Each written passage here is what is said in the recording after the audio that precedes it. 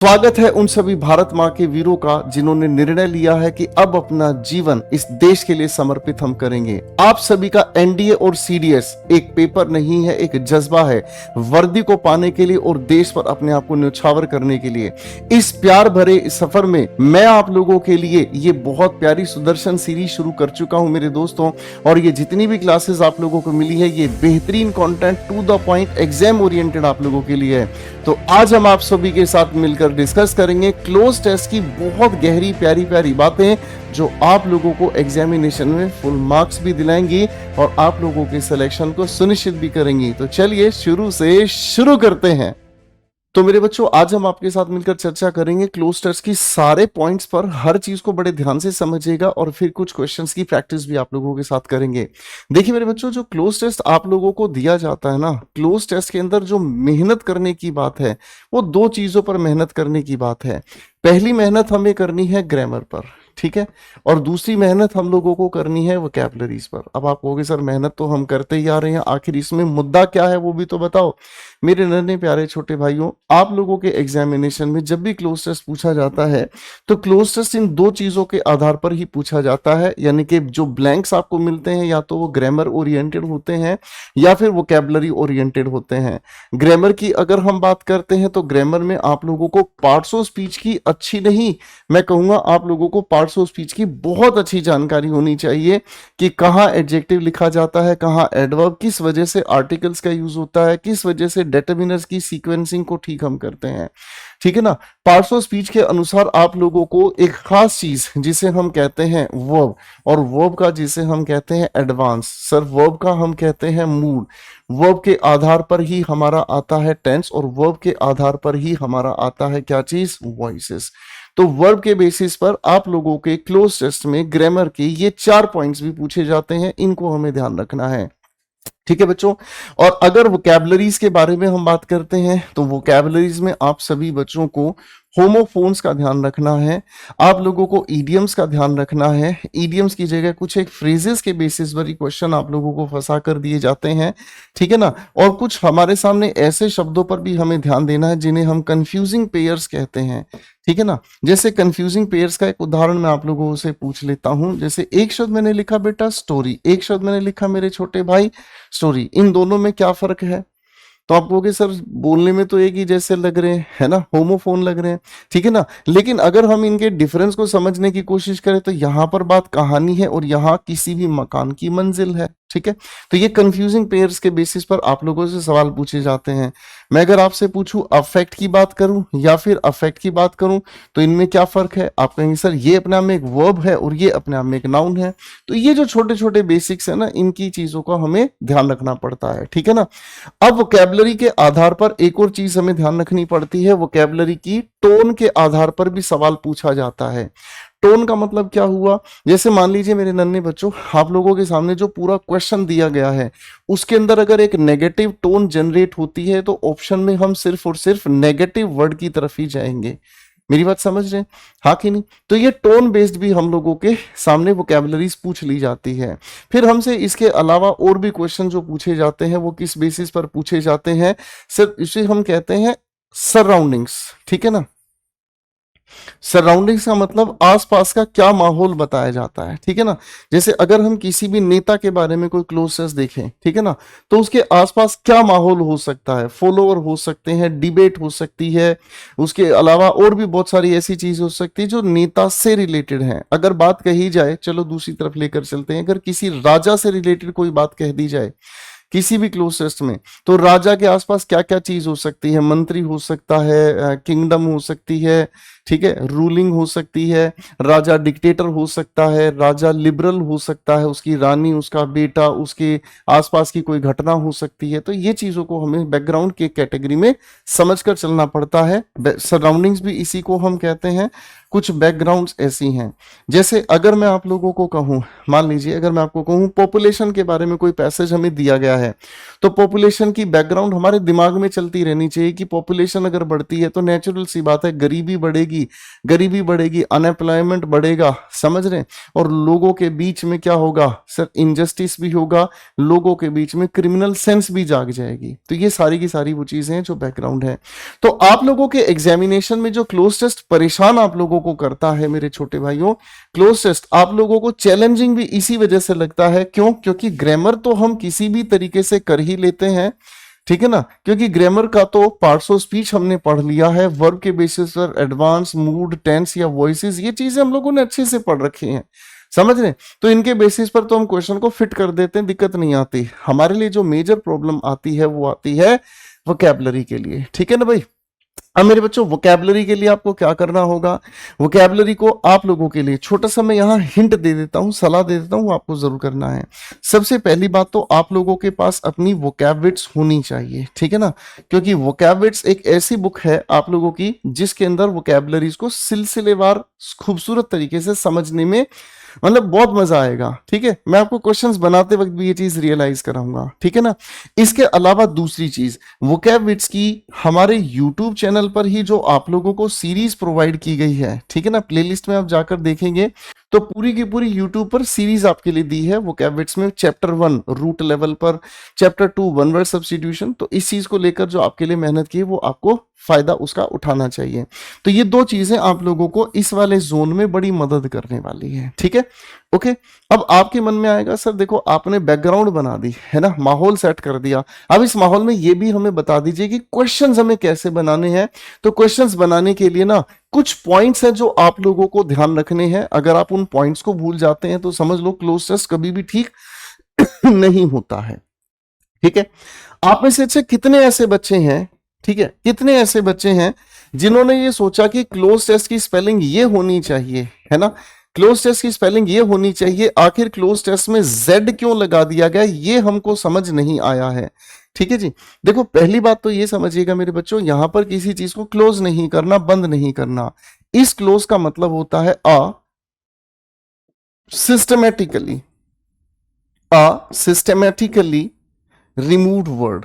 इसका मतलब होता है क्या, एक ऐसा शब्द जिसको सिस्टमैटिकली हटाया जाता है। किससे हटाया जाता है? आपके सामने एक पूरा का पूरा पैसेज लिखा होगा मेरे भाइयों, और इस पूरे के पूरे लिखे हुए पैसेज में से आप लोगों से पूछा जाता है क्या चीज, कोई भी एक शब्द हटाकर, कोई भी एक शब्द हटाकर आप लोगों से पूछा जाता है कि इस शब्द की जगह आप लिखी हुई, जैसे ये ए है, ये हमारे सामने बी है, ये सी, और ये हमारे सामने डी, और ये ई।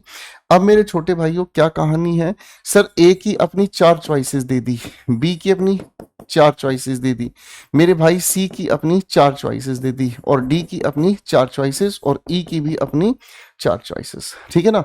अब मजेदार बात क्या है, चारों की चारों इन चॉइसेस में से एक हमें अपने आंसर के लिए चाहिए, ठीक है ना।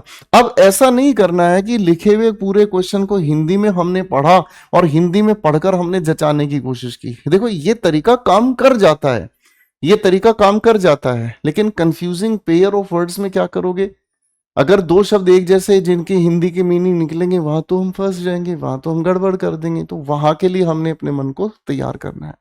तो मेरे बच्चे यहाँ पर कहानी कैसे सेट होगी, हम लोगों को किसी, जैसे मान लीजिए आपके सामने जो ऑप्शंस लिखे हैं, इन ऑप्शंस की 2 ही कैटेगरी होंगी, या तो ये ऑप्शंस ग्रामर से रिलेटेड होंगे या फिर ये वोकैब से रिलेटेड होंगे। बोलो हाँ, ठीक है ना जी। अब ग्रामर से रिलेटेड है तो पार्ट्स ऑफ स्पीच की जानकारी ठीक होनी चाहिए, तभी ये हमारी फिटिंग ठीक कर पाएंगे। और अगर यहां पर वोकैबुलरीज का डिफरेंस है तो वोकैबुलरीज के भी अपने अलग अलग कैटेगरीज बन जाती हैं, कुछ पॉजिटिव कैटेगरी के वर्ड्स, नेगेटिव कैटेगरी के वर्ड्स मैं बनाने आपको सिखाऊंगा। अब ऐसी लिखी हुई सिचुएशन में हमें क्या करना है, मान लीजिए हमारे सामने ये जो 5 ऑप्शंस लिखे हुए हैं, इसमें कौन सा ऑप्शन ग्रामर से रिलेटेड है, कौन सा ऑप्शन वोकैबुलरी से रिलेटेड है, उसी को हम यहाँ पर फिट करते हैं। लेकिन उसको फिट करने के लिए हमें एक सिस्टम को फॉलो करना पड़ता है, और उस सिस्टम को फॉलो करने के लिए आपको एलविश यादव नहीं बनना, उस सिस्टम को फॉलो करने के लिए आप लोगों को यहां से जागना होगा, ठीक है, तो चलिए कुछ पॉइंट्स हैं। सबसे पहला पॉइंट मैं आप लोगों के साथ डिस्कस कर रहा हूं मेरे बच्चों, ठीक है ना। पहले कुछ बेसिक्स आपके स्ट्रॉन्ग कर लेते हैं। सबसे पहले आपको क्या स्टेप उठाना है मेरे भाई, सबसे पहले आपको पैसेज को बड़े ध्यान से पढ़ना है, ठीक है ना। ये कॉम्प्रीहेंशन पैसेज का ही बेबी क्वेश्चन होता है, समझ रहे। अगर क्वेश्चन कॉम्प्रीहेंशन का अच्छे से बना पा रहे हो तो इसमें कोई भी दिक्कत आपको नहीं आएगी, ठीक है ना। तो सबसे पहले क्या करना है, आपको पैसेज को बड़े ध्यान से पढ़ना है। जब आप पैसेज को पढ़ते हैं तो उसके क्या बेनिफिट आपको मिलते हैं। पहली बात, don't rush to the blanks, सीधे ब्लैंक्स पर तुरंत नहीं जाना है। Read the entire passage once to grasp the theme. Theme को अगर उसकी टोन को अगर आप पकड़ गए, थीम या अगर टोन को पकड़ गए, तो थीम और टोन के बेसिस पर आप लोग हेल्दी फील करते हैं किस चीज पे। बहुत सारे ऐसे शब्द आप लोगों के सामने आते हैं जिनमें टोन पर पॉजिटिव टोन है, नेगेटिव टोन है। राइटर की टोन ह्यूमरस है या फिर राइटर की टोन डिफेंसिव है, कि वो जो कह रहा है वो सही है गलत इससे नहीं फर्क पड़ता, लेकिन वो जो कह रहा है वो उसके लिए लड़ रहा है कि जो मैं कह रहा हूं बस यही सही है। मेरी बात समझ रहे, ठीक है। एग्जाम्पल समझिएगा, अगर पैसेज है एनवायरमेंट के बारे में, किसके बारे में, एनवायरमेंट के बारे में, तो एनवायरमेंट के बारे में इसका मतलब ऑप्शंस किसके चारों ओर घूमेंगे, या तो घूमेंगे इकोलॉजी के आसपास, इको का मतलब पर्यावरण, लॉजी का मतलब अध्ययन, क्लाइमेट के बारे में या पोल्यूशन के बारे में, समझ रहे। तो एक बार अगर पैसेज आपने पढ़ लिया तो उसके जो चार ऑप्शंस हमारे सामने मिलेंगे ना, उन चार ऑप्शंस का आइडिया में हो जाएगा कि ऑप्शन किसके आसपास घूम रहे हैं। Sir point number 2, identify the context. Context को हम हिंदी में कहते हैं भाव, आप सामान्य भाषा में इसे अर्थ कहते हैं, अंग्रेजी में आप इसे सेंस कहते हैं, ठीक है जी। आप इसकी सेंस को समझने की कोशिश करते हैं, चेक करना है क्या चीज, पैसेज किस तरीके से लिखा गया है। फॉर्मल, फॉर्मल का मतलब इसके टेक्निकल भाषा है, इनफॉर्मल का मतलब आम बातचीत वाली भाषा है। सर साइंटिफिक का मतलब इसके अंदर सारा वैज्ञानिक डिटेल दी गई है, या इकोनॉमिक है या लिटरेरी है। लिटरेरी मींस साहित्यिक है, साहित्य से संबंधित है, ठीक है ना, यानी कि इसके अंदर लिटरेचर पर फोकस किया गया है। Context narrows down the right choice, और कॉन्टेक्स्ट किसी भी बात के भाव को अगर हम एक बार समझ गए तो उसकी वजह से हमारे एफर्ट्स बच जाते हैं और हम खटाखट सही चॉइसेस की तरफ चले जाते हैं। मेरी बात समझ रहे हैं। सर तीसरे पॉइंट को आपको ध्यान रखना है, क्या चीज, लुक फॉर ग्रामर क्लूज। मैंने आपको क्या बोला मेरे बच्चे, ये भी हमारा वोकैबुलरी, ये भी हमारा वोकैबुलरी, ठीक है ना। तो मैं आपके लिए यहां पर इसके लिए वी मार्क करूंगा, वोकैबुलरी। ये पॉइंट किसके लिए, वोकैबुलरी के लिए। ये पॉइंट किसके लिए हो गया, ग्रामर पॉइंट के लिए। अब ध्यान से समझना सर, हमारे लिखे हुए या प्रोवाइडेड ऑप्शंस में आपको आर्टिकल्स की चॉइसेस फिल करने के लिए, ए एन दा को फिल करने के लिए, प्रेपोजिशन को फिल करने के लिए, प्रोनाउंस को फिल करने के लिए, आप कहेंगे कंजंक्शंस को फिल करने के लिए, या फिर वर्ब की अलग अलग फॉर्म्स को फिल करने के लिए आपको चॉइस दी जाती है। अब आप अगर ध्यान से देखेंगे तो ये भी हमारा पार्ट्स ऑफ स्पीच, ये भी parts of speech, parts of speech, parts of speech, ठीक है ना। अब वर्ब की फॉर्म को बदलने के लिए कौन कौन जिम्मेदार है, वर्ब की फॉर्म को बदलने के लिए मूड जिम्मेदार है, एडवांस जिम्मेदार है, टेंस और वॉइसेस जिम्मेदार हैं, ठीक है ना। तो इसीलिए मैंने यहां पर आपको शॉर्ट में बता दिया। मैं कह रहा हूं इस क्लास को आखिर तक देखोगे ना तो मेरे भाई देखो, पहली बात, क्लोज टेस्ट कोई टीचर आपका ठीक नहीं करा सकता। आप कहोगे हैं सर फिर हम आपको क्यों देख रहे हैं, मैं आपको सच बोल रहा हूं। कॉम्प्रीहेंशन वाला ये जो सेक्शन है ना, क्लोजेस, पैराजंबल और ये जो आपका रीडिंग कॉम्प्रीहेंशन है, भाई इसको कोई भी टीचर ठीक नहीं करा सकता। सबसे बड़ा कारण क्या है, क्योंकि ये जो ठीक कर सकता है ना बच्चा, केवल वही बच्चा ठीक कर सकता है जिसका एटीट्यूड इन क्वेश्चंस को लेकर सही हो। जिस बच्चे के अंदर ये एटीट्यूड आ गया ना, यार ये मुझसे नहीं बन पा रहा, सर बन भी नहीं पाएगा। और जिस बच्चे के अंदर ये एटीट्यूड आ गया ना, मैं सीख रहा हूं, मैं इसको कर पा रहा हूं, आज मेरे 5 में से 3 क्वेश्चन ठीक है तो मैं 4 पर भी पहुंचूंगा, 5 के 5 भी ठीक करूंगा। ये एटीट्यूड आप लोगों को सिखाने वाला है। टीचर की औकात नहीं है कि टीचर आपको कुछ सिखा दे, समझ रहे हैं। यही चीज होती है मेरे भाई, विवेकानंद साहब ने भी यही बात कही है कि कोई भी नॉलेज किसी बच्चे के अंदर पहले से ही होती है, बस टीचर तो एक स्टूडेंट को उससे साक्षात कराता है, उससे इंट्रोड्यूस कराता है। तो आपके अंदर है वो कॉन्फिडेंस, उसको पहचानिएगा। जो क्लास में आज हम समझेंगे उसको आखिर तक 2 बार कम से कम रिवाइज कीजिएगा, यू विल फील बेटर। ठीक है भाई, तो पॉइंट हमने कौन सा समझा भाई, आप लोगों को ग्रामर के क्लूज भी मिल जाते हैं, जैसे she blank going to school. अब यहां हमें क्या फिल करना है, आप कहोगे सर सेंटेंस आ गया हमारे सामने, सेंटेंस आ गया तो ये हमारा सब्जेक्ट है, गोइंग हम जानते हैं मेन वर्ब है, ये प्रेपोजिशन का ऑब्जेक्ट है, तो इससे पहले हेल्पिंग वर्ब हम ऐसे ही लगा देंगे ताकि ये टेंस की कोऑर्डिनेशन बना दे, इसी वजह से हम लोगों ने इज लगा दिया या वॉज लगा दिया, जैसी हमारी चॉइस बनती है। यहां पर कोई नाउन नहीं आ सकता।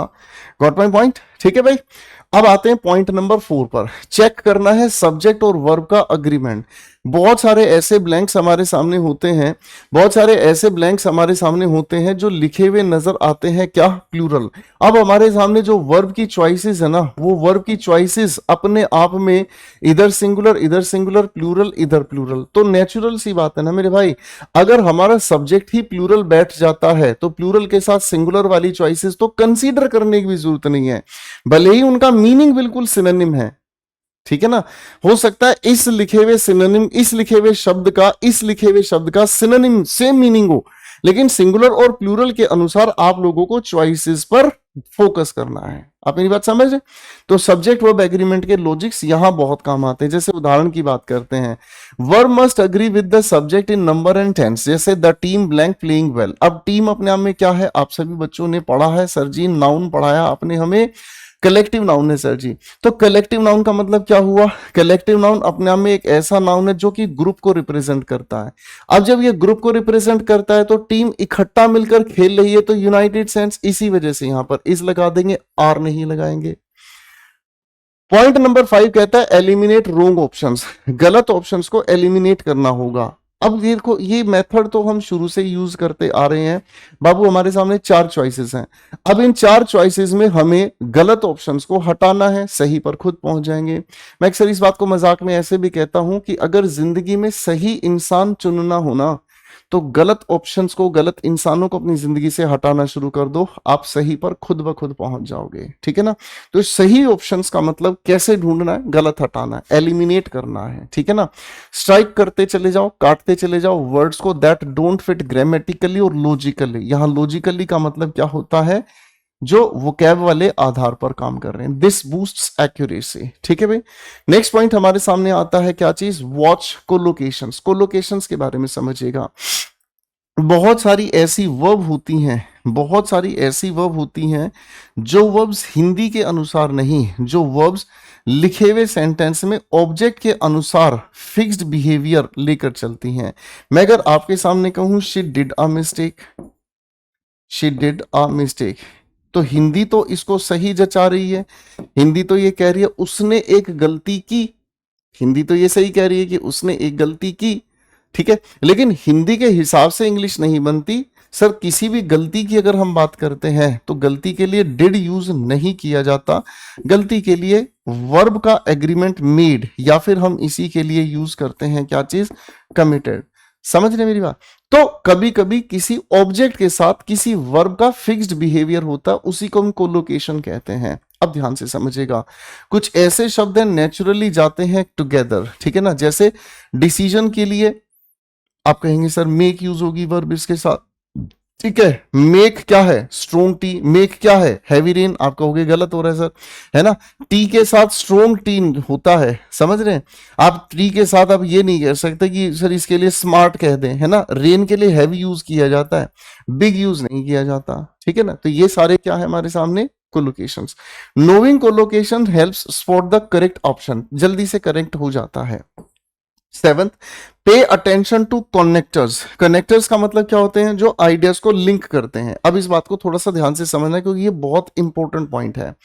कभी कभी मेरे भैया हमारे सामने ये वाली एक सेंटेंस दे दी फुल स्टॉप, ठीक है ना, इसकी शुरुआत में एक ऐसा शब्द देखने को मिलता है जो आने वाली वर्ब के बिहेवियर को डिसाइड करेगा। मान लीजिए, इसको समझने की कोशिश करना, ठीक है ना।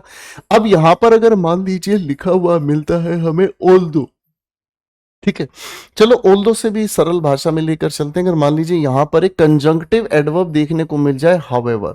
हाउएवर का मतलब होता है हालांकि, हाउएवर का मतलब होता है हालांकि। अब सिचुएशन को ध्यान से समझना, ठीक है ना। यहां पर जो भी बात कही है तो ये कंट्रास्ट बता रहा है, तो इसी के ठीक विपरीत ये वाली वर्ब आएगी। क्या आप मेरी बात समझ रहे हैं, हाँ कि नहीं। भाई आप इसको दूसरे तरीके से समझो। मान लीजिए हमारे सामने एक सेंटेंस लिखा, एक सेंटेंस यहाँ लिखा है और इन दोनों के बीच में कंजंक्शन बट लिखा है। बट की क्या खूबसूरती है? आप कहेंगे सर बट की खूबसूरती ये है कि बट से पहले अगर पॉजिटिव सेंटेंस लिखा है मीनिंग में, तो सर बाद में नेगेटिव सेंटेंस हमें चाहिए। अगर हमें इससे पहले नेगेटिव सेंटेंस लिखा मिले तो इसके बाद हमें पॉजिटिव सेंटेंस। तो क्या है, ये आपस में संतुलन बनाता है। बट का मतलब कंट्राडिक्शन बताना होता है, और कंट्राडिक्शन हम हमेशा देखते हैं किसमें? पॉजिटिव के साथ नेगेटिव और नेगेटिव के साथ पॉजिटिव। कुछ ऐसे शब्द जैसे कि हाउएवर, देयरफॉर, ठीक है ना। देयरफॉर का मतलब परिणाम बताना, कंट्रास्ट बताना, कंट्रास्ट बताना, कारण रीजन बताना, show relationship between ideas and choose the one that fits logically. ठीक है भाई। अब मेरे भाई आता है पॉइंट नंबर 8, ठीक है। Check tone and flow. Tone को मेंटेन करना, फ्लो को मेंटेन करके चलना। फ्लो का मतलब होता है बात किस तरफ जा रही है। फ्लो का मतलब क्या होता है बाबू? बात किस तरफ जा रही है। आपके सामने कोई भी इंसान अगर अपनी तरफ से कुछ कह रहा है तो आप उसकी बात को सुनकर ये समझ लेते अच्छा ये किस डायरेक्शन में जा रहा है, ये तो नेगेटिव डायरेक्शन में जा रहा है, इसकी टोन कैसी है, ये तो हम पर सरकेज़म, ये तो हम पर व्यंग कस रहा है। तो उस डायरेक्शन को समझना हमारे लिए जरूरी है। Ensure the chosen word. चुने हुए शब्दों को आपको सुनिश्चित करना होगा किस तरीके की कंसिस्टेंसी मेंटेन करते हैं टोन में, पॉजिटिव है या नेगेटिव है। अब अगर मान लीजिए सेंटेंसेस अपने आप में प्रेज कर रहे हैं, पॉजिटिव हो गया। अवॉइड करना है किस चीज को? नेगेटिव वर्ड को। मेरी बात समझ रहे हैं? अगर मान लीजिए किसी राजा के बारे में कोई बात कही है और उसके बारे में अप्रिशिएट कर रहा है राइटर, तो आप पॉजिटिव वर्ड्स को चुनेंगे। समझ रहे?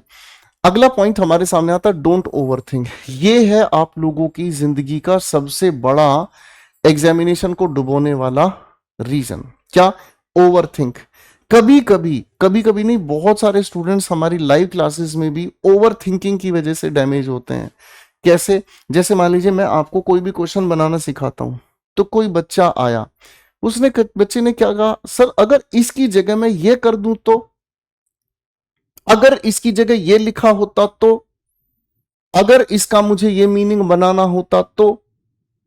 ये ऐसी आदतें हैं जो आपको एक अच्छा थिंकर बनाती हैं। ये चीज ब्रेनस्टॉर्मिंग कहलाती है। लेकिन ये जो ब्रेनस्टॉर्मिंग है मेरे भाई, ये ब्रेनस्टॉर्मिंग केवल तभी काम आती है जब आपका डिस्क्रिप्टिव पेपर हो। समझ रहे? अगर आपको असिस्टेंट कमांडेंट वाला पेपर देना हो तो वहां पर ये काम आएगा, क्योंकि उसमें ऐसे लिखते वक्त आपको इस तरीके की ब्रेनस्टॉर्मिंग की जरूरत है। आप ऑब्जेक्टिव टाइप एग्जामिनेशन में जब जाते हैं, आपको टू द पॉइंट सोचना है, इतना मीनिंग इतना आंसर, बात खत्म। समझ रहे हैं? जरूरत से ज्यादा अगर हम किसी चीज पर सोचना शुरू कर देते हैं तो हमें चारों के चारों ऑप्शंस ठीक लगने लग जाते हैं। ये सबसे बड़ा चैलेंज है। क्या आप मेरी बात समझ रहे हैं? और ये हमारे साथ भी कई बार होता है मेरे बच्चे, ये नेचुरल है। कभी कभी हम पढ़ाते वक्त भी कुछ का कुछ और जब सोच लेते हैं तो इतनी सारी चीजें खुल जाती हैं कि सारे ही सब कुछ ठीक लगने लगते हैं। आप इस बात को ऐसे सोच लीजिएगा, आप इस बात को ऐसे सोच लीजिएगा। मान लीजिए ये आप हैं, ठीक है ना। किसी चीज को लेकर आप क्या सोचते हैं ये आपकी अपनी समझ है। अब आपने इसी को लेकर अपने जैसे कुछ और भाइयों से सलाह लेने का काम किया, ठीक है ना जी। अब अगर मान लो इन लोगों से, 3 लोगों से आपने इसी प्रॉब्लम को लेकर सलाह दी, कोई से ठीक कहेगा, कोई से गलत कहेगा, कोई न्यूट्रल कहेगा। कुल मिलाकर जो आपकी विचारधारा है उसके अंदर ये 3 तरीके की ओवर थिंकिंग और ज्यादा सोचने की वजह से आप कहां किस नतीजे पर पहुंचे ये आप नहीं जानते। आप समझ रहे? हाँ कि नहीं? यार सिंपल सी बात है। कभी कभी हमें जब नहा धोकर तैयार होना होता है तो कभी कभी हमें सफेद शर्ट अच्छी लग जाती है, कभी हमें ग्रीन शर्ट अच्छी लग जाती है, कभी ब्लैक शर्ट अच्छी लग जाती है। मेरी बात समझे? किसी दिन हमें कोई ड्रेस अच्छी लग जाती है। इसका मतलब क्या हुआ? जरूरी तो नहीं है कि आज हमें किसी एक इंसान की बात पसंद आ गई हो तो कल हमें दूसरे इंसान की बात पसंद नहीं आएगी। तो ये तो अपने आप में एक चैलेंज है ना। ये तो अपने आप में चैलेंज है। इसीलिए मेरे बच्चों कभी कभी ओवर थिंक करने की वजह से, ठीक है ना, हम गलत ऑप्शंस को सही ठहराने पे लग जाते हैं। Go with the option that feels most natural in context, जो प्राकृतिक रूप से सही है। ओवर एनालिसिस करने की वजह से गलतियां होने के 100% चांसेस हैं। ठीक है भाई, प्रैक्टिस डेली। और ये अब आप लोगों की जिम्मेदारी है, हर रोज आप लोगों को प्रैक्टिस करनी है। 5 से 10 क्लोज टेस्ट आप लोगों को हर दिन सोल्व करने हैं, ताकि आपकी स्पीड भी बने, ग्रामर सेंस भी समझ आए और वोकैबुलरीज भी समझ आए, ठीक है ना। तो उस चीज के लिए आप अपनी इंग्लिश एक्यूमेन से प्रैक्टिस कर सकते हैं। इंग्लिश एक्यूमेन में बहुत सारे क्वेश्चंस आप लोगों को दिए गए हैं, जिसके अंदर क्लोज टेस्ट है, पैराजम्बल है और रीडिंग कॉम्प्रिहेंशन है। टॉप लेवल के क्वेश्चंस उसमें इसलिए दिए ताकि धीरे धीरे आप स्टेप अप कर सकें। चलिए खैर, बातें हो गई हैं। अब आपके सामने मैं पहला क्वेश्चन पेश कर रहा हूं, जिसमें 1 से 5 आपको फिलअप्स करने हैं, ठीक है। तो सर, जैसे ही क्वेश्चन आप देखेंगे, पहले स्क्रीन को रोककर पूरे के पूरे क्वेश्चन को बड़े ही ध्यान से, शिद्दत से आप पढ़ेंगे, ठीक है। So take your time guys.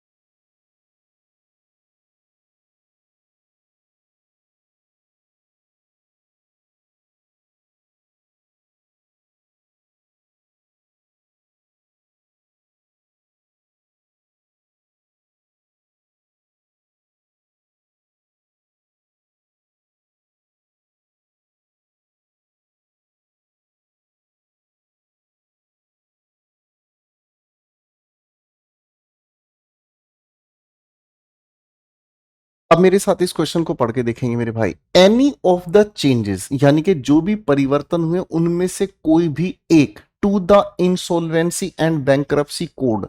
Insolvency का मतलब होता है जब कोई इंसान अपने कर्ज चुकाने की क्षमता ना रखता हो या दिवालिया हो जाए, है ना। इसको हम कहेंगे आईबीसी कोड, ठीक है ना। इसके अंदर कोई भी जो परिवर्तन है, बदलाव है, प्रोपोज्ड इन द बिल, जो बिल के अंदर रखा गया है, tabled in the Lok Sabha on Tuesday, Tuesday Lok Sabha में ये रखा गया भाई, ठीक है ना। बिल्कुल लेटेस्ट क्वेश्चन है, लेटेस्ट पैटर्न के अकॉर्डिंग ये उठाया गया है, ठीक है। आगे लिखा हुआ है क्या चीज भाई, ब्लैंक, ठीक। अब ध्यान से समझने की कोशिश करने की, क्या चीज, was way ahead of time, है ना, यानी कि वक्त से बहुत पहले ये आ गया। वर डेलिंक्वेंसी, अब आप कहोगे सर यहां पर जो हमारे सामने लिखा हुआ है एनी ऑफ द चेंजेस, अब इस एनी ऑफ द चेंजेस का मतलब क्या हुआ। एनी अपने आप में सब्जेक्ट नहीं, क्योंकि ये फ्रैक्शनल प्रोनाउन है। चेंजेस हमारा सब्जेक्ट है, और ये सब्जेक्ट अगर ध्यान से देखा जाए तो ये प्लूरल है।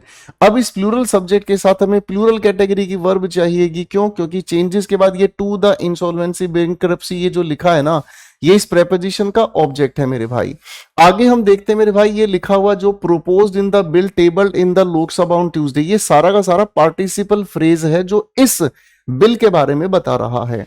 तो प्लूरल होने की वजह से ये जो यहां पर वॉज लिखा हुआ ऑप्शन तो कट गया, यहां पर ये जो लिखा हुआ वॉज लिखा हुआ ऑप्शन जो है ये भी कट गया, ठीक है। तो सब्जेक्ट वर्ब एग्रीमेंट की बात लॉजिकल समझ आ गई। अब मेरे नन्हे भाइयों यहां देखते हैं वर डेलिंक्वेंसी। डेलिंक्वेंसी का मतलब क्या होता है, डेलिंक्वेंसी का मतलब होता है जिसे हम क्या कहते हैं, टाला जाता है, इग्नोर किया जाता है, ठीक है। और यहां पर क्या लिखा है, वर लॉन्ग ओवरड्यू, बहुत लंबे समय से ये पेंडिंग था, समझ रहे। अब इसकी आगे की बात वेरीफाई करने के लिए एक बार अगले ऑप्शन तक चले जाते हैं। आपको जल्दबाजी नहीं करनी कि नहीं सर पहले मैं इन दोनों को बनाऊंगा, मां कसम पहले मैं इन दोनों को छोड़ूंगा नहीं, उसके बाद मैं दूसरे दुश्मनों से लड़ूंगा। अगर तुम ऐसा सोचोगे कि सामने वाले इनसे लड़ोगे, तब तक पीछे आके कोई और तुमको, समझ रहे, तो ये गड़बड़ मत करना। अगर ऑप्शन में श्योरिटी नहीं है, अगले ऑप्शंस में बढ़ जाओ, पिछले के ऑप्शंस के आंसर्स पर और ज्यादा क्लैरिटी आ जाएगी। आगे क्या लिखा है मेरे भाई, टू बी श्योर, इस बात पर यकीन करने के लिए, the corporate insolvency resolution process, CIRP इसकी फुल फॉर्म है, ठीक है ना, हैज बीन अमेंडेड, इसको चेंज किया गया है, फ्रॉम टाइम टू टाइम, वक्त दर वक्त इसको चेंज किया गया है, टू प्लग। प्लग का मतलब क्या होता है सर, आप अपने मोबाइल को चार्ज करते हैं चार्जर से, चार्जर को लगाते हैं एक ऐसे स्विच बोर्ड में जिसके अंदर आप उसको जैसे ही लगाते हैं तो बिजली का फ्लो उसमें आना शुरू होता है। तो प्लग लूप होल्स, जो कमियां हैं उसको प्लग करने के लिए, उसको कंटिन्यू करने के लिए इट वाज अमेंडेड, इसको 6 बार अमेंड कर दिया गया इन द फर्स्ट 5 years, पिछले 5 साल में। मेरी बात समझ रहे, ठीक है, यानी कि इसको टाला तो नहीं गया है। डेलिंक्वेंसी का मतलब होता है आप जानबूझकर अपनी ड्यूटी को नहीं कर पा रहे हो, लेकिन ये वाला मीनिंग तो यहां मीनिंगलेस बन गया, इसीलिए हम क्या कहेंगे, वर लॉन्ग ओवरड्यू, लंबे समय तक ये पेंडिंग थे। ठीक है जी, लंबे समय तक ये पेंडिंग थे, 5 साल से इसमें छोटे छोटे बदलाव होते रहे हैं, हालांकि द मैकेनिज्म कंटिन्यूड। अब इस हालांकि की वजह से क्या लिखा हुआ है, यहां पर ये जो परिवर्तन हुए ना छोटे छोटे, हालांकि कहने का मतलब ये मीनिंगलेस है, समझ रहे, इसका मतलब यहां पर हम क्या कहना चाहेंगे, परिवर्तन होना अच्छी चीज है। अब जैसे मैंने यहाँ कंट्रास्टिंग वर्ड लिख दिया, तो यानी कि यहां पर हमें कुछ ना कुछ नेगेटिव चाहिएगा। ठीक है जी, क्या लिखा है, the mechanism continue to suffer from, mechanism जो यहां पर बनाया गया है ये किस चीज से पीड़ित है भाई, आप कहेंगे सर जी ये पीड़ित है किस चीज से, लगातार ये पीड़ित, सफर के साथ फ्रॉम लेकर आया जा रहा है। फ्रॉम अपने आप में प्रेपोजिशन है, प्रेपोजिशन सिर्फ नाउन के साथ यूज होगा एंड। ठीक है जी, नाउन क्या है यहां पर, इन्फ्लिक्शंस। भाई इन्फ्लिक्शंस का मतलब क्या होता है,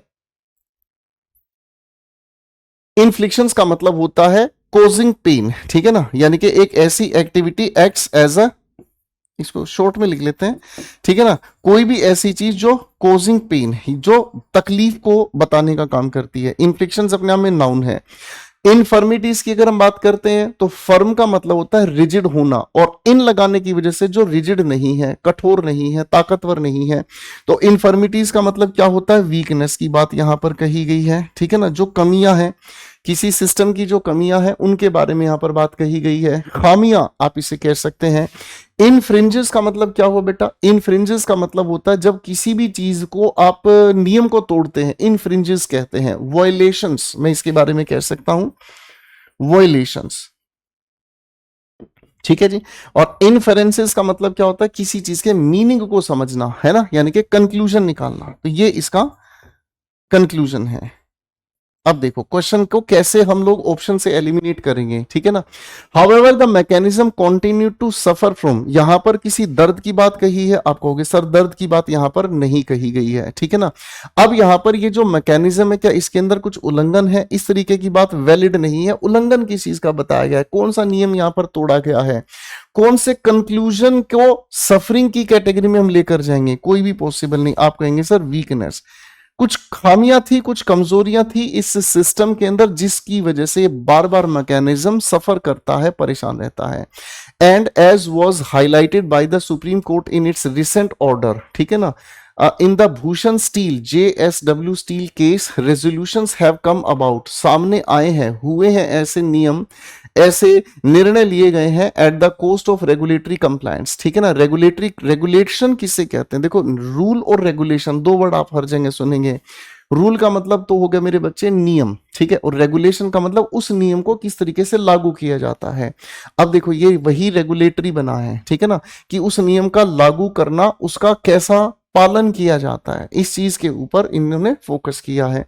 अमंग द की चेंजेस, जो मुख्य परिवर्तन यहां हुए हैं this time around, is the introduction of a creditor. अब क्रेडिटर को इन्होंने इंट्रोडक्शन दिया है, led resolution process which can be, जो क्या हो सकता है, 51% of the financial creditors by value concur. Concur का मतलब होता है अग्रीमेंट, ठीक है ना जी, सहमति से क्या हो सकता है, करीब 51% ऑफ फाइनेंशियल क्रेडिटर्स का हिस्सा इसमें हो सकता है।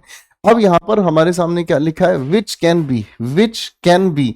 अब यहां दो संभावनाएं हैं, या तो कैन बी के साथ हम एडजेक्टिव लगा सकते हैं लिंकिंग वर्ब लेकर, या फिर कैन बी के साथ वर्ब की थर्ड फॉर्म लगाकर हम इसे पैसिव में लेकर जा सकते हैं। अब हमें यह देखना है कि इसमें हमें क्या चीज ज्यादा सुटेबल लगती है मीनिंग को जस्टिफाई करने के लिए।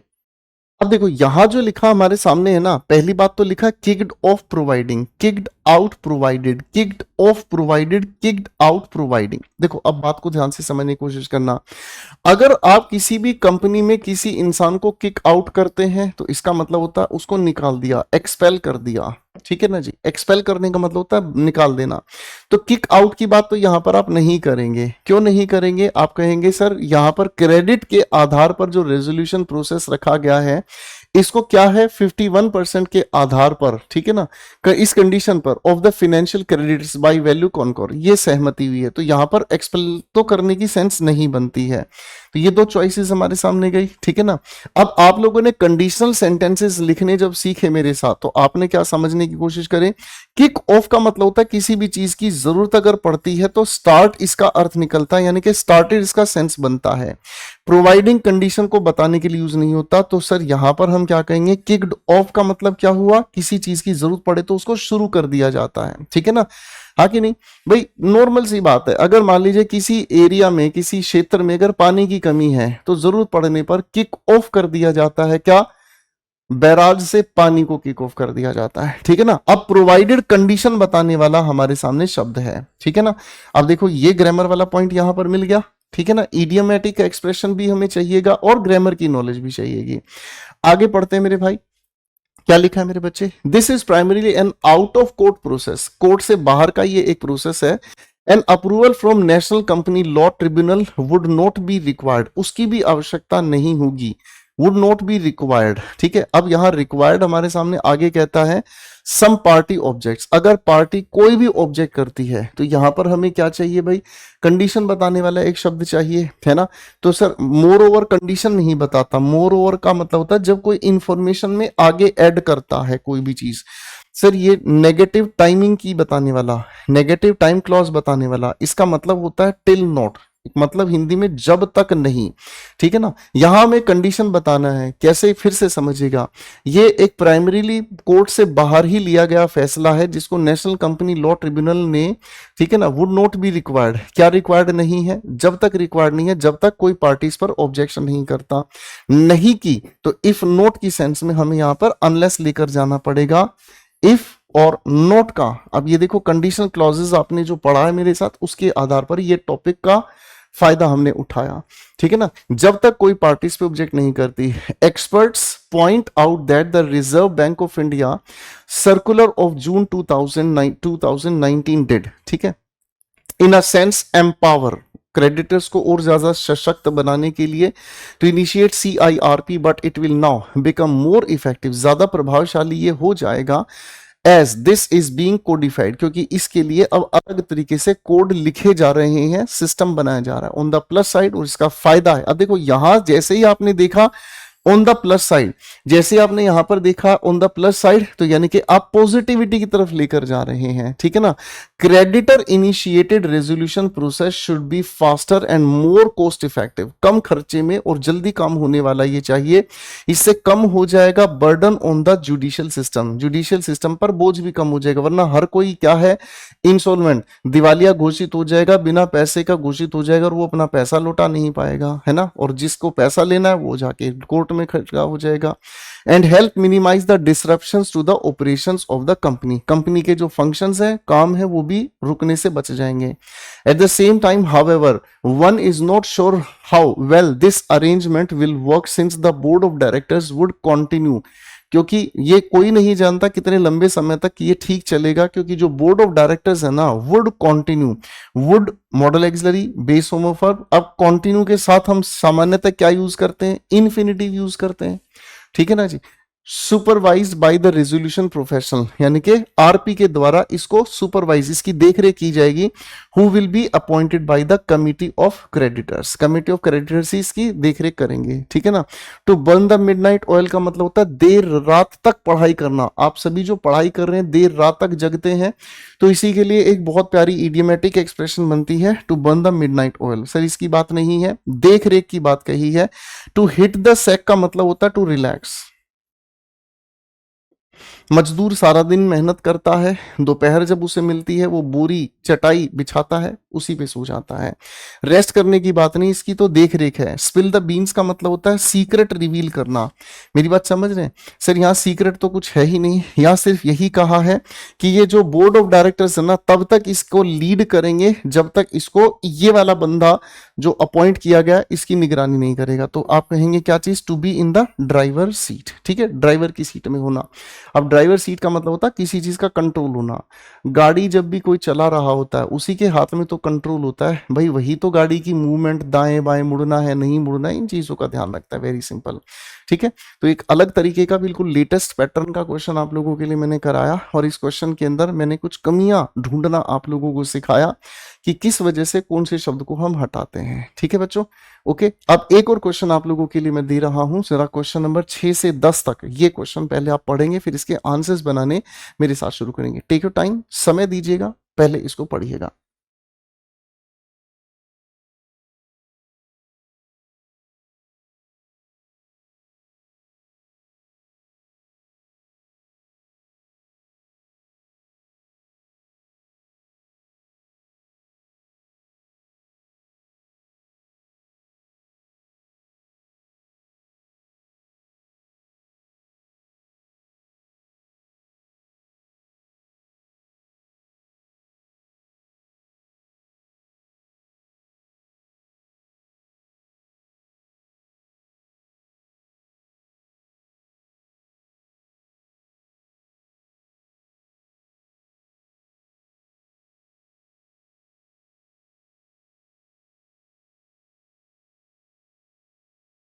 आइए बच्चों मेरे साथ इसको पढ़ना शुरू करेंगे। The centre is set to unveil, unveil का मतलब होता है पर्दा उठाना, ठीक है ना।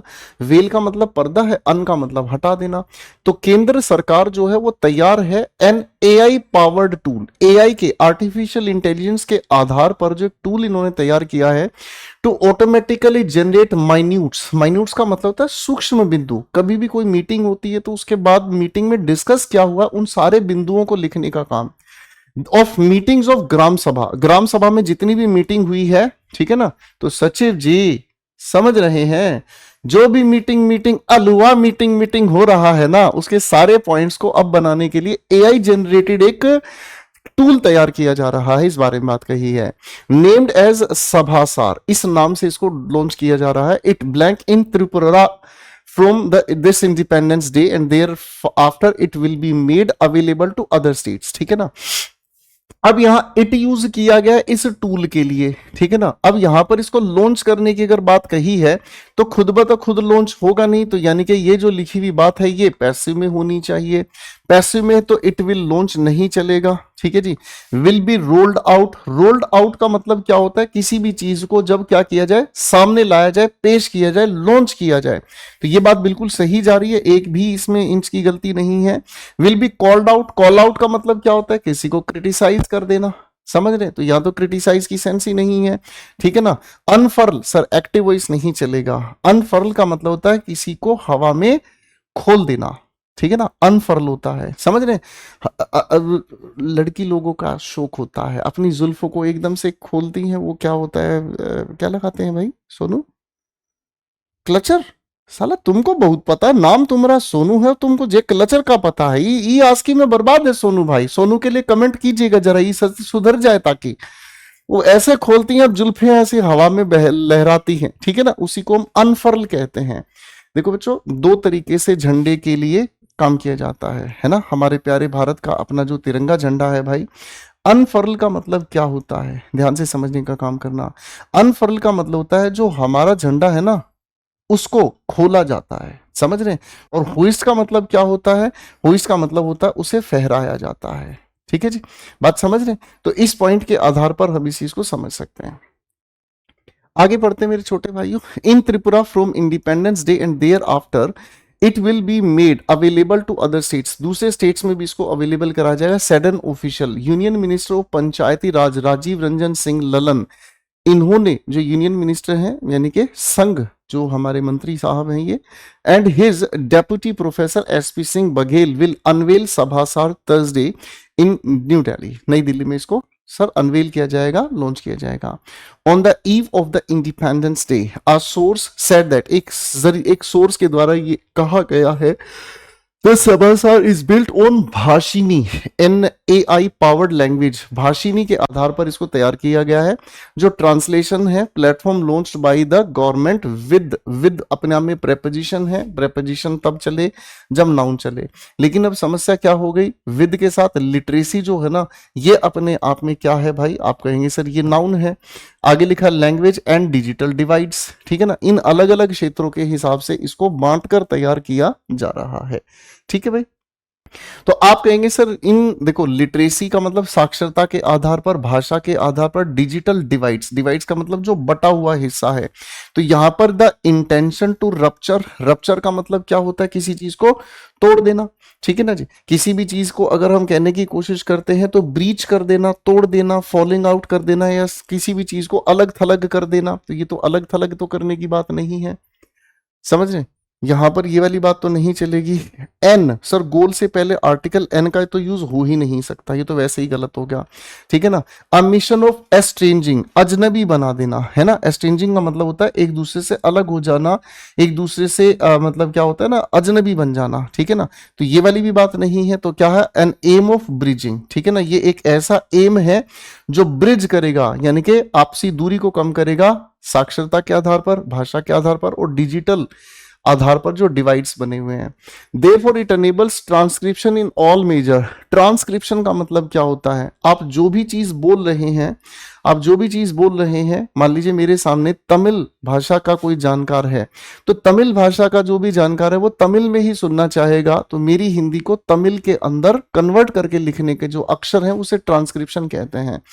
आप कभी कोई डिक्शनरी कंसल्ट करेंगे ना मेरे भाई, कोई भी शब्द आपने डिक्शनरी में ढूंढा तो उसके नीचे कुछ अक्षरों की बनावट देखने को मिलती, इसी को ट्रांसक्रिप्शन कहते हैं। उसको कैसे बोला जाता है, उसकी भाषा का रूप। Therefore, it enables transcription in all major Indian languages like Hindi, Bengali, Tamil, Telugu, Marathi, and Gujarati. In addition to English, the source said, the tool generates transcription from the video or the audio. Video और audio के आधार पर इसकी transcription तैयार होती है। Also ये translate करता है that in the selected output language. It also prepares a summary of discussion, एक डिस्कशन की समरी भी तैयार करता है। मेकिंग इट, अब जब किसी चीज की आप समरी बनाएंगे तो पॉजिटिव मीनिंग ही तैयार करेंगे, है ना। कैसा स्टेप होगा, positive, in rural digital governance, ठीक है। तो ट्रेल ब्लेजिंग का मतलब क्या होता है, ट्रेल ब्लेजिंग का मतलब होता है जो ट्रेंड सेट कर दे, सबसे आगे चले, ठीक है ना। इसी को अगर हम कहने की कोशिश करते हैं तो ये इनोवेटिव होता है मेरे भाई। ये अपने आप में क्या होता है, इनोवेटिंग होता है। इनोवेटिव का मतलब होता है जो अपने आप में बिल्कुल नए रूप में। इसी का एक और सिनोनिम मैं आपको बता देता हूं, पायनियरिंग। पायनियरिंग का मतलब ये भी आप कह सकते हैं लीडिंग, जो नेतृत्व करता हुआ चला जाता है, ठीक है। रिएक्शनरी का मतलब क्या होता है, रिएक्शनरी का मतलब होता है जो अपने आप में किसी भी परिवर्तन के खिलाफ चला जाता है, रिएक्ट करता है। तो ये तो मीनिंग नेगेटिव हो गया, हमें तो पॉजिटिव कैटेगरी का। इमिटेटिव का मतलब क्या होता है, जो नकल उतारे। सर नकल उतारने की तो यहाँ कोई सेंस ही नहीं है, बिल्कुल भी नहीं। सर कन्वेंशनल का मतलब रूढ़िवादी, जो कभी से चला आ रहा है, जो ट्रेडिशनल है ना। तो ट्रेडिशनल अगर है, अगर ये ट्रेडिशनल अगर है तो पहले से क्यों नहीं चला रहा एआई का ऐसा टूल। तो आप कहेंगे सर ऐसा तो कन्वेंशनल तो चल ही नहीं रहा। तो आप कहेंगे सर ये बिल्कुल एक नए रूप में, है ना। ट्रेल ब्लेजिंग कहलाएगा स्टेप रूरल डिजिटल गवर्नेंस में।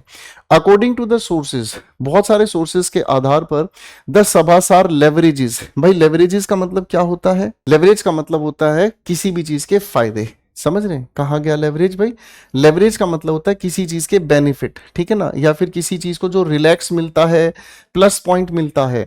सभासार लेवरेजेस आसान बना दे रहा है किस चीज को, power of artificial intelligence to generate structured minutes of meeting. कोई भी मीटिंग होती है उसके तथ्यों को सिस्टमैटिक तरीके से ऑर्गेनाइज करना। ग्राम सभा videos and audio recordings, it will bring uniformity in minutes, minutes भी बोल सकते हैं इसको, माइन्यूट्स भी बोल सकते हैं।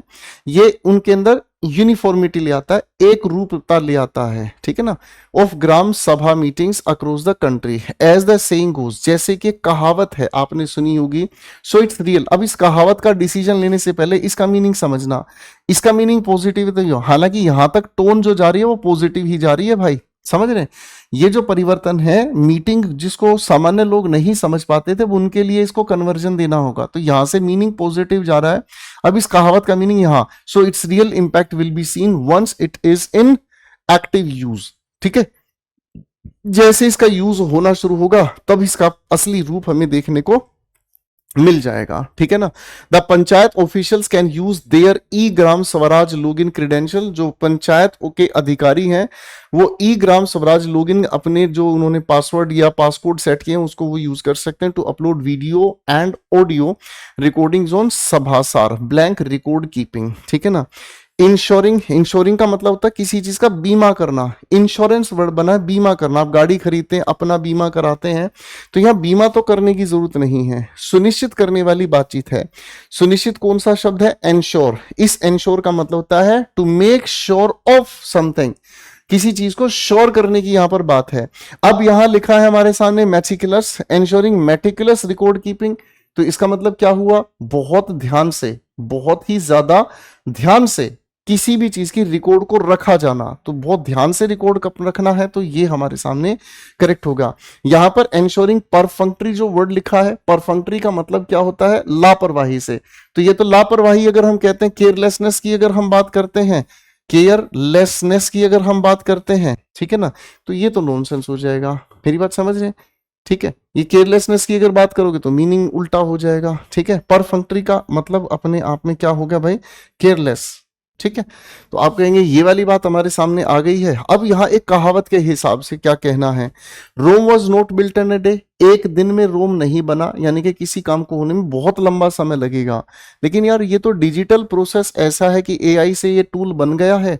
टूल बन गया तो ऑडियो और वीडियो उसमें डालो, आपकी पूरी की पूरी मीटिंग के माइन्यूट्स तैयार हो जाएंगे, तो इसमें तो ज्यादा लंबा समय नहीं लगेगा। समझ रहे हैं? मेक है वाइल द सन शाइन्स, ठीक है ना, मौके पे चौका मारना, मौके पे चौका मारना, इसके पीछे कहावत भी आप ये भी समझ सकते हैं, जब सूरज आसमान में चमक रहा होता ना, तभी आप अपने हे को यानी कि अपनी घास को, ठीक है, सुखा सकते हैं। और अगर धूप चली गई तो फिर भाई साहब भूल जाओ। तो सर ये वाली बात भी नॉनसेंस है, यहां पर रिलेटिवली समझ ही नहीं आ पा रही है। ठीक है ना, अ stitch in time saves nine, सही समय पर लिया गया निर्णय, सही समय पर लिया गया निर्णय, ठीक है ना, वो सारी प्रॉब्लम को सोल्व कर देता है। सर निर्णय तो अपने आप में ले ही लिया गया है, लॉन्च तो कर ही दिया है, तो ये वाली बात अपने आप में अधूरी रह गई। The proof of the pudding is in the eating, अब ये अपने आप में एक अच्छी कहावत है। ठीक है ना, अब हम जब किसी भी चीज का प्रयोग करते हैं तभी उसकी वैल्यू पता चलती है। समझ रहे हैं भाई? आप दलिया खिचड़ी खाते हो, ठीक है ना, तभी पता चलेगा कि इसका टेस्ट कैसा जब आप खाएंगे, है ना। तो इसका मतलब क्या हुआ? इस एप्लीकेशन का कितना बेनिफिट है तभी हमें पता चलेगा जब असलियत में इसको हम लोग यूज करते हुए एक्टिव यूज इसका देखेंगे। मेरी बात समझ रहे हैं? इसकी पीछे एक बहुत पुरानी कहावत है, इतनी पुरानी कहावत है जो गांव देहात में अक्सर बोली भी जाती है। जैसे अगर आप किसी नाई के पास, किसी सैलून में अगर बाल कटवाने जाते हैं ना, और आप किसी नाई भाई से पूछने की कोशिश करो कि मेरे कितने बड़े बाल हैं, तो वो हमेशा ये कहता थोड़ी देर रुक जाओ, सारे काट के तुम्हारे सामने डाल दूंगा, पता चल जाएगा कितने बड़े बाल हैं। यूं देखने से बालों का नहीं पता चलेगा, जो कट के आपके सामने आएंगे इतनी लेंथ है कितने, तो वो तब पता चलता है। ठीक है ना, पुरानी कहावत है, नाई रे नाई मेरे कितने बड़े बाल, तो नाई कहता जजमान रुक जाओ, थोड़ी देर बाद सामने ही आ जाएंगे, है ना। तो यही बात है कि जब इस सिस्टम को लागू किया जाएगा तभी इसके बारे में सही तरीके से हमें पता चलेगा। तो मेरे बच्चों, आज हम लोगों ने आप सभी के साथ मिलकर 2 क्वेश्चंस, इसकी बैकग्राउंड और कुछ चीजों का हमने ध्यान रखा, क्योंकि क्लास ज्यादा लंबी चलने का ज्यादा बेनिफिट नहीं मिलता। इसी क्लास को 1.5 या 2 की स्पीड पर एक बार दोबारा से देख लीजिएगा। आखिरी बातें आज के इस सेशन में मैं आप लोगों को कहना चाहूंगा, ग्रामर तो जो आपने मेरे साथ मिलकर सिलेक्शन बैच में पढ़ी है, ठीक है ना जी, वो आप लोगों को 100% कॉन्फिडेंस देगी ही देगी। वोकैबलरी के लिए आप लोगों को वोकैब-विट्स जरूर पढ़ लेनी चाहिए भाई, क्योंकि इसके बेसिस पर वोकैब्स को समझना आप सीखते हैं, क्योंकि रटने से ज्यादा लंबी दौड़ जीत नहीं पाओगे। दूसरी चीज मेरे भाई, इंग्लिश एक्यूमेन जो आप लोगों की अपनी बुक है, इसके अंदर आप लोगों को रीडिंग कॉम्प्रीहेंशन, पैरा जंबल और क्लोज टेस्ट के बहुत सारे क्वेश्चंस दिए गए हैं। ये दोनों की दोनों जो किताबें हैं, ये दोनों की दोनों जो किताबें हैं, ये दोनों की दोनों किताबें आप लोगों के लिए बेहतरीन है। इनके अंदर बहुत अच्छा कंटेंट आपके लिए दिया है, ताकि आप लोग अपने लेवल को और अच्छे लेवल पर लेकर जा सकें और मेरे भाई अपने सिलेक्शन को सुनिश्चित कर सकें। भटकने के लिए 100 कारण आपके पास होंगे, सिलेक्शन के लिए एक को फॉलो करें, एक किताब को फॉलो करें और एक रणनीति को फॉलो करें, आपके सिलेक्शन को कोई रोक नहीं पाएगा। थैंक यू सो मच, मिलते हैं एक अगले सेशन में आप सभी के साथ। आपका दिन शुभ रहे, गॉड ब्लेस यू।